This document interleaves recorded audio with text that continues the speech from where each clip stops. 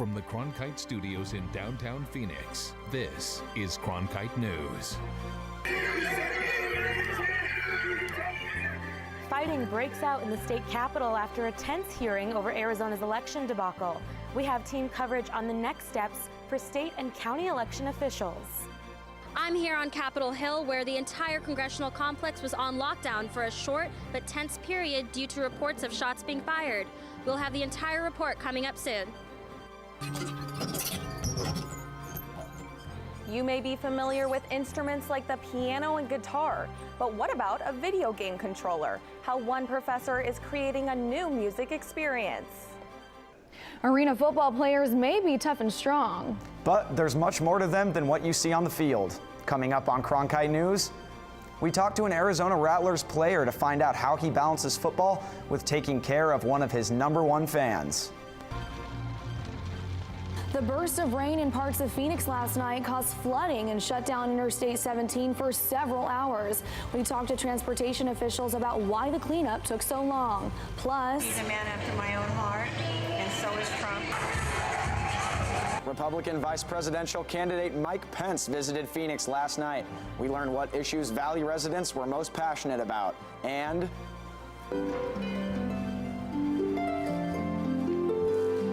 the gentle sounds of the harp can now be heard in some local hospitals, why some are saying the music can provide relief to patients. More than half of Arizona's winter supply of fruit and vegetables come from Mexico. But consumers only see a fraction of the produce pushed across the border. Coming up on Cronkite News, what happens when that produce from Mexico doesn't reach Arizona grocery shelves?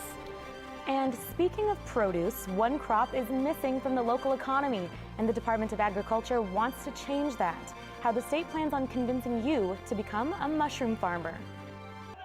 We live in what's being called the digital era, and now even your music is digital. But one professor wants to take it one step further. Coming up on Cronkite News, how one Arizona State University professor is using sounds like these to change the way you listen to music.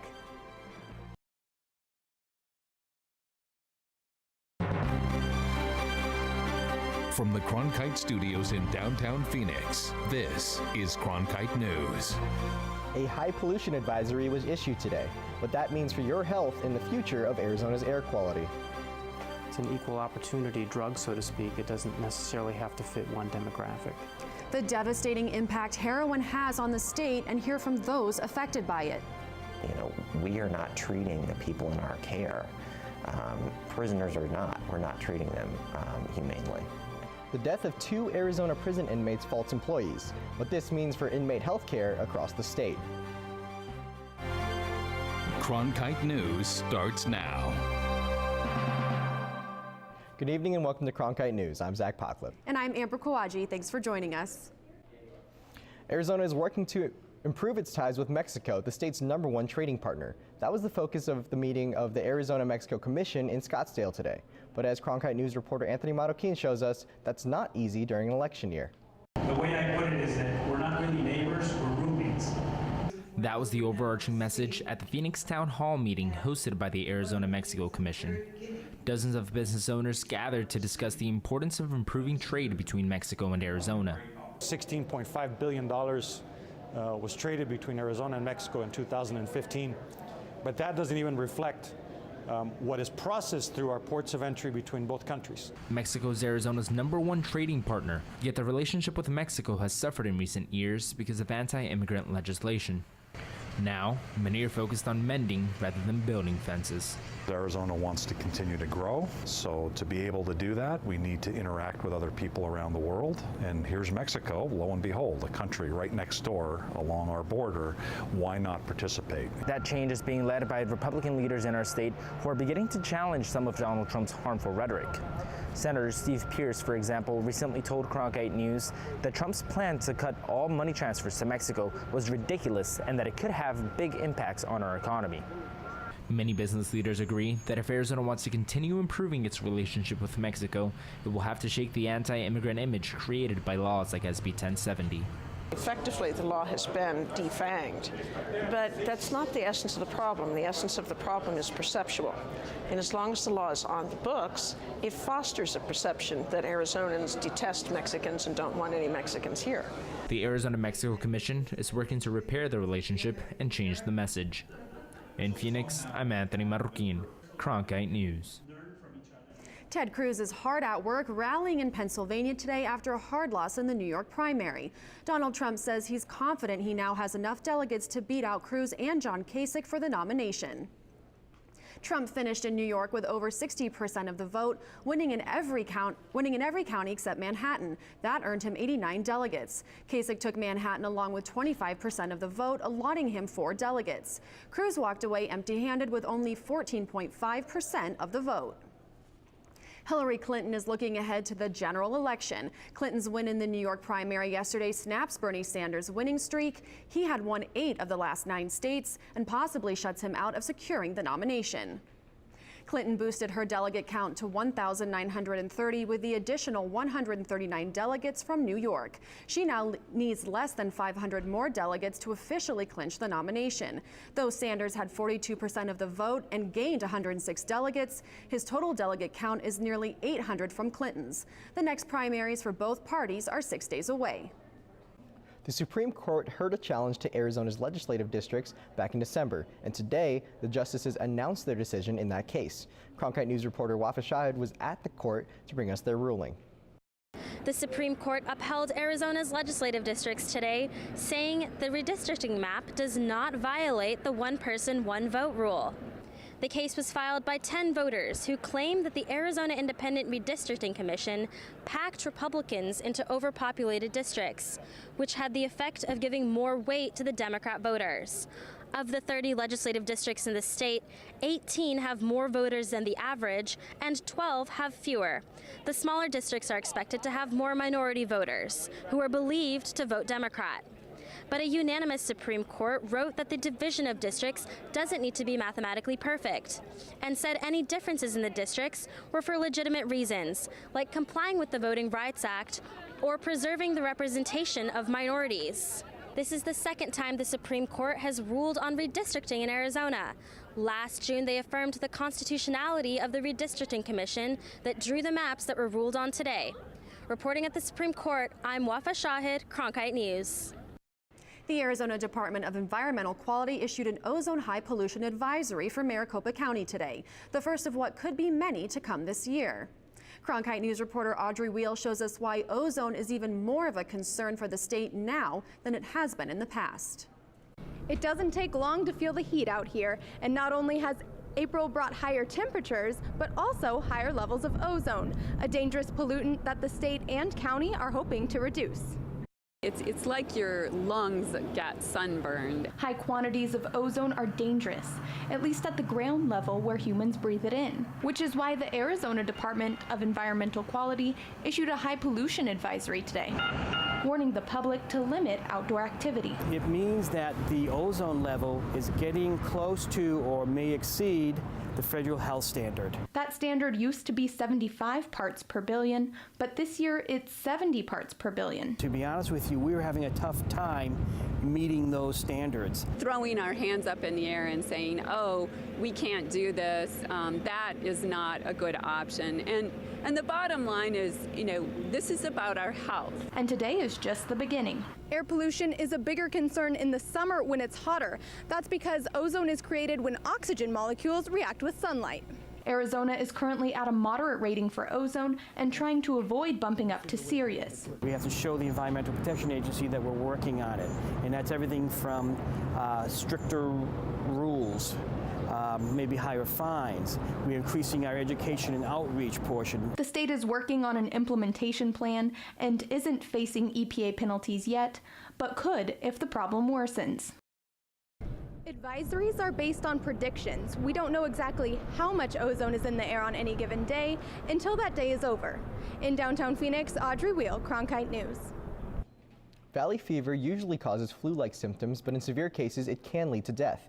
The cause of this disease is a fungus called coccidioides, mainly found in the southwestern region of the United States and especially in Arizona. Cronkite News reporter Zi Zeng shows us how one Phoenix-based research institute is getting creative while working toward a cure for this disease. Inside the headquarters of Translational Genomics Research Institute, or TGen, in downtown Phoenix, a small team of researchers led by Bridget Barker is working to gain a better understanding of valley fever. It's a disease that does not discriminate, infecting both humans and other mammals, like dogs. The researchers are part of a project called Valley Fever Pulse, trying to get owners of healthy dogs and those infected by valley fever to volunteer their saliva samples. And it's more closely related to humans than, say, a laboratory mouse model, which is sort of the current standard for valley fever research. The institute points out that currently there's no specific medicine and only limited research on this disease. So the end goal of Valley Fever Pause is to identify those traits in a host that make that host more susceptible to severe disease. According to the Centers for Disease Control, the number of valley fever cases has been on the rise in Arizona since 1998, averaging 15% growth each year. Now, with these very high-tech machines, researchers at TGen will be able to scan the DNA of dogs with and without valley fever, and thus try to determine the cause for this mysterious disease, and perhaps someday discover a cure. Brett Cordes is a veterinarian at Arizona Animal Hospital, and he agrees more research should be done to combat this disease. Sometimes we choose the wrong medication. We might go for a cheaper, custom-made drug called a compounded pharmaceutical, which does not work as well as the FDA-approved human drugs. And we see delayed response and longer treatment times. He also says one bit of good news is valley fever is not contagious. In Phoenix, Zi Zeng, Cronkite News. April 20th, or 420, is known to some as a day to celebrate marijuana use, but to others it's a time to educate on the potential harms of the plant. Jesse Schultz spoke with those for and against the drug. If a vote were taken today, Arizonans would likely reject legalization of marijuana by 43 to 49%, according to a poll released by Arizonans for Responsible Drug Policy on the eve of 420, a celebratory holiday for those in the marijuana industry. Well, what's happening today is we got the 420, which is the holiday for the cannabis industry. Officials from Encanto Green Cross Dispensary say legalization of marijuana in Arizona is inevitable, and that is especially obvious on days like 420. It's what the people want, and you know, you're going to go with what the people want. The campaign for regulating marijuana like alcohol has already gained 200,000 signatures in efforts to get the bill on the ballot in November and make Arizona laws similar to Colorado's. Though officials from Arizona's for Responsible Drug Policy say the results of legalization could be disastrous. Think of it this way. Colorado teen use of marijuana is over 70% higher than the national average. Why anyone would want that, particularly here in Arizona, when we're already struggling with our budgets and economies and our education outcomes, is beyond me. Nick Criaris believes people are going to use marijuana no matter what, so why not legalize it? Whether it's legal or not legal, they're going to be using their medication. But Seth Liebson says Colorado's legalization has had a negative impact. Youth use skyrockets, traffic fatalities increase, problems with law enforcement, problems with employment and employee relations. Nothing positive for Arizona. Liebson and other anti-legalization supporters say one of the biggest enemies is the lax reputation marijuana has from the 70s era. Much more potent drug, doing greater and greater damage. The campaign for regulating marijuana like alcohol said in a statement that they look forward to informing and educating the public on the benefits of regulating and taxing marijuana and keeping it out of the hands of teens. Jesse Schultz, Cronkite News. The number of heroin overdoses in Arizona is on the rise. And it doesn't appear to be slowing down anytime soon. Coming up on Cronkite News, our investigative team takes a look at how the powerful drug is impacting the state. Heroin deaths continue to plague our state with a surge in the number of overdoses. Cronkite News reporter Erica Lang speaks with those personally impacted by heroin's hold. Gregory Hess has been the chief medical examiner in Pima County for almost 5 years, a county where nearly 100 people died of heroin overdoses last year. We had 93 deaths attributed to heroin in 2015, and that's definitely an increase over previous years. According to Hess, heroin was the #1 drug for single drug overdoses last year. Certainly it's not going to stop.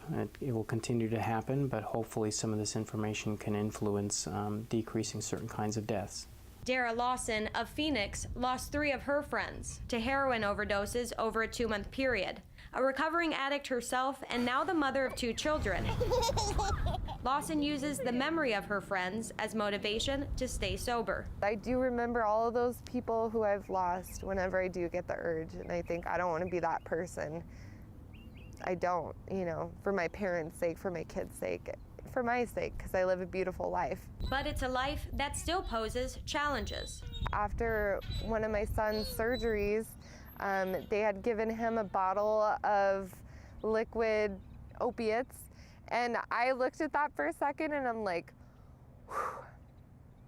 nope, and that was it. The DEA says as many as 80 to 90% of all heroin users begin their addiction with prescription drugs, something we first reported last year in Hooked, tracking heroin's hold on Arizona. Prescription drug addiction permeates every demographic. There is no boundary, there is no label, there is no stereotype. And because there is no stereotype for prescription drug abuse, there is consequently no stereotype for heroin drug abuse. It happens in great neighborhoods. I grew up in an awesome area, a great school. I went to church 3 times a week, and it hit my brother and I right then and there. Neighborhoods like Sahuarita, a town south of Tucson. Terry Bernier's oldest son was introduced to pain pills after a skateboarding accident 8 years ago, and heroin hooked him shortly after. Over time, you find, spoons and foil, and, then you start researching and looking. I think the first program he went to was up in Phoenix, and he asked for help. He came to me and said, I really need help. About a year and a half ago, Bernier started a local branch of the program, Celebrate Recovery, after feeling there was a lack of support from schools for those impacted by heroin in her community. Same with the police, the churches that I've tried to get involved. A lot of them just don't understand drug addiction, and unfortunately, until it hits your family, you don't even really maybe notice it. It starts in the home, it starts in our communities, and we as a community, as parents, as educators, can make the difference, and we really should. Otherwise, we got to do this before it's too late. Lawson understands the dangers of relapsing and knows her friend's story could too easily be her own.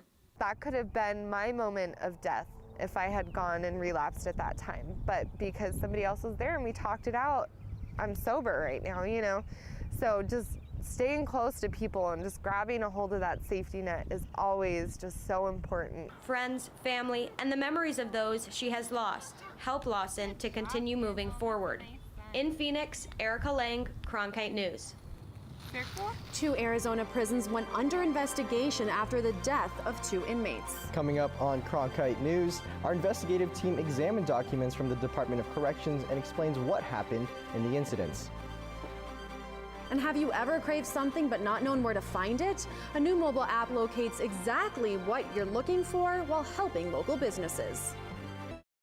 An investigation of 2 inmate suicides at 2 separate Arizona prisons in the last year found serious misconduct among employees. 13 were fired and another 8 were disciplined. Ty Scholes looked deeper into the DOC's records to find out what went wrong.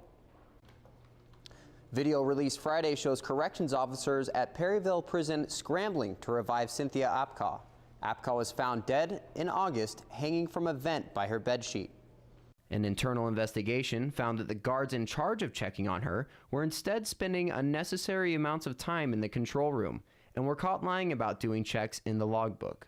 What are these correctional officers actually doing if they are not there 100% of the time watching people like they should be? This DOC video shows prison employees trying to revive her, with Goodyear first responders rushing her to a hospital 15 minutes later. In recent court documents, the ACLU says that the DOC is failing to provide medical and mental health treatment for mentally ill patients, including those on suicide watch. In another suicide case, which occurred in February, a corrections officer at Florence Prison found Scott Saba hanging from an electrical cord in his cell. But the officer was unable to call for help because she had turned in her radio and keys before her shift was over. These are not isolated incidents. It happens over and over. Arizona DOC Director Charles Ryan said in a release, "Our investigations uncovered troubling instances of neglect of duty and other serious misconduct by some employees, which, as a public safety agency, we cannot and will not tolerate." We really have been hoping that this is a wake-up call. The firing of these officers is a wake-up call for the people of Arizona to realize that, we are not treating the people in our care. Prisoners or not, we're not treating them humanely. The ACLU asked a federal judge to compel the DOC to strengthen plans to improve mental and medical health care at all of Arizona's prisons within 45 days. Ty Scholes, Cronkite News. One of Arizona's largest healthcare insurers is leaving the state's Affordable Care Act marketplace, possibly leaving some rural counties without a healthcare option. The Arizona Republic reports that United Healthcare told state officials that it won't sell individual plans to residents next year. Also, Blue Cross Blue Shield of Arizona says it will examine each Arizona county to determine if it will continue selling plans. United Healthcare and Blue Cross Blue Shield are the only marketplace options in 8 counties where more than 30,000 people choose plans. Say goodbye to Jackson's and hello to Tubman's. The Treasury Department announced that Harriet Tubman will be the new face of the $20 bill. The leader of the Underground Railroad will replace the portrait of President Andrew Jackson. Other currency changes include adding images to the 20, $10, and $5 bills that honor historic events. Originally, Alexander Hamilton was going to be removed from the $10 bill, but thanks to the popularity of the musical Hamilton, the founding father will stay. Though shopping online is convenient, it can hurt local businesses. One new app is hoping to change that. Coming up on Cronkite News, how a Tempe-based company is connecting you to local products, all through your phone. Railway Technologies, a company based in Tempe, may have come up with the solution to close the gap between consumers conveniently purchasing online versus shopping at local storefronts. Cronkite News reporter Lauren Michaels explains how Railway's new mobile app benefits small businesses and, most importantly, the customers. Have you ever been in a pinch needing a specific product right away? The Railway Search app gives small businesses the chance to compete in the e-commerce world, letting you know the product you're looking for is closer than you think. In this digital era where everything is online, it has disrupted how small businesses reach their consumers. The old saying, location, location, location, today currently isn't really an advantage. Nate Rice, the CEO and founder of Railway, created an app to help local businesses place their products online, allowing consumers to quickly find products as they do on Amazon, for example, except these products are all located nearby. Future goal behind Railway is about connections. And it's to give a business the tools to be everywhere their customers are. On the Railway app, you can scan the item or type in the name of the product you're looking for. The app immediately locates where that product is closest to you. In this case, a convenience store in Tempe called Thirsty Dog To Go. The general manager for this small business says he's seen an increase in traffic thanks to the app. I haven't really had to do too much footwork on my end. They were able to come in with just a couple gentlemen and use their built-in scanning software to easily upload all of our items. Making Thirsty Dog's items searchable on an online database. Railway provides this device, allowing the business to send digital coupons to their customers. So the next time you're on social media or playing a mobile game, you may see an ad with a coupon to a nearby store. I believe that a business shouldn't succeed or fail based on the technology they can afford. It should be based on the product or the service that they have. So far, Railway has helped more than 350 businesses, getting more than 3,000 products online. Their goal for the next year is to bring 10,000 businesses online in Phoenix. Lauren Michaels, Cronkite News. Cronkite News is proud to be the news division of Arizona PBS. Here's what's coming up on Arizona Horizon and PBS NewsHour. On the next Arizona Horizon, we'll have an update on budget talks in our weekly legislative update, and we'll hear about new discoveries on the lives of everyday Aztecs. That's on the next Arizona Horizon. I'm Judy Woodruff on the next NewsHour. A Supreme Court case. Can blood or breath tests for suspected drunk drivers be done without a search warrant? That's Wednesday on the PBS NewsHour. That's it for Cronkite News tonight. Thanks for joining us. For top Arizona stories anytime, go to cronkitenews.azpbs.org.